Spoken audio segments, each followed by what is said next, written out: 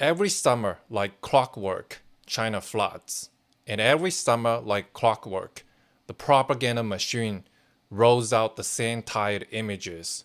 Skyscrapers everywhere, bullet chains zipping past rice paddies.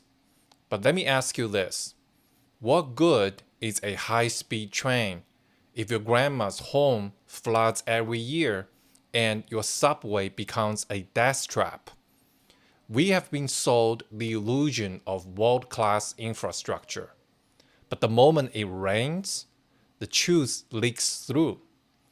Today, let me take you through the drowned streets, failed drainage systems, collapsing roads, and buried cover-ups that prove China's infrastructure miracle is just that, a myth.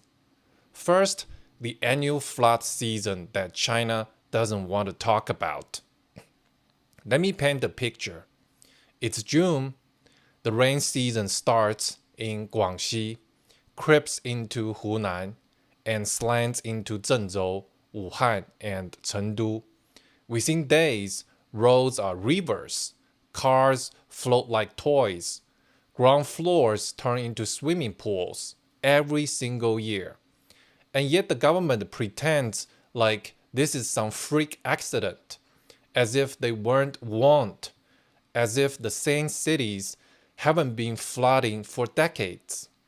This isn't nature's fury, it is criminal neglect.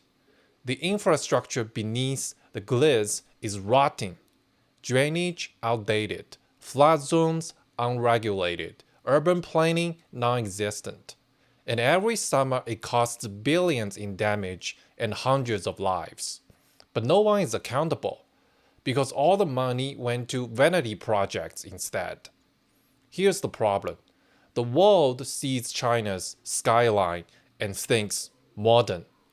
But modern cities don't drown every time it rains. You have megacities built with zero drainage logic, subdivisions constructed over wetlands, real estate developers bribing their way out of flood controls. Meanwhile, local officials pour billions into glass towers and high-speed rail just to pad the GDP stats. It looks great until the water comes. Then you see the cracks. Or worse, you don't because they are underwater. Now, the Zhengzhou subway disaster. Let's talk about it. July 2023, a historic downpour hits the city. Over 200 millimeters of rain in a single hour. And then something unthinkable happens. Water floods the subway. Hundreds of commuters are trapped. One subway line floods so fast, people are chest deep in water in minutes. And videos show passengers gasping for air, crying, calling loved ones. Some never made it out. The official death toll? Just under 400. But anyone with common sense knows that number is fake. Survivors say train cars were packed. And those videos, the ones that made it past censorship, they show panic, not order. And one survivor said, I climbed out through the window and I never saw the people behind me again. And what caused it? Incompetence, a failure to shut down the system, lack of drainage, and maybe, just maybe, a system that prioritizes GDP optics over human lives. Let's be real, China knows how to build shiny, but it doesn't know how to build sustainable. You can't just lay concrete and call it progress. True infrastructure is about resilience. It's about protecting people when things go wrong. And in that, China fails miserably year after year. Billions spent on new airports, railways, and space stations. But meanwhile, kids are being swept away by roadside canals. Whole villages are cut off for days because one bridge collapsed. The image of modernity is there, but the soul of a functioning system, it's missing. Let's talk about something even more shocking. Entire roads collapsing. In May 2024, a highway in Meizhou, Guangdong, suddenly gave way after heavy rain. A massive section of the road crumbled and fell into a valley, taking dozens of vehicles and their passengers with it. Dozens of people were killed, and many more were injured or went missing. Footage showed burned out cars and black smoke rising from what looked like a war zone. But this wasn't a war, it was a preventable tragedy. Engineers and netizens alike pointed out that the road was built over unstable terrain without proper reinforcements, and the material used was too cheap. The drainage, non existent.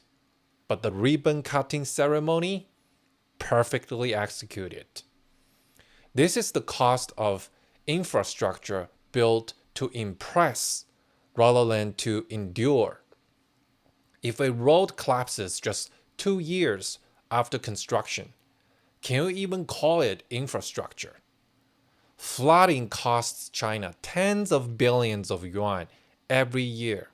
Homes destroyed, crops ruined, businesses wiped out.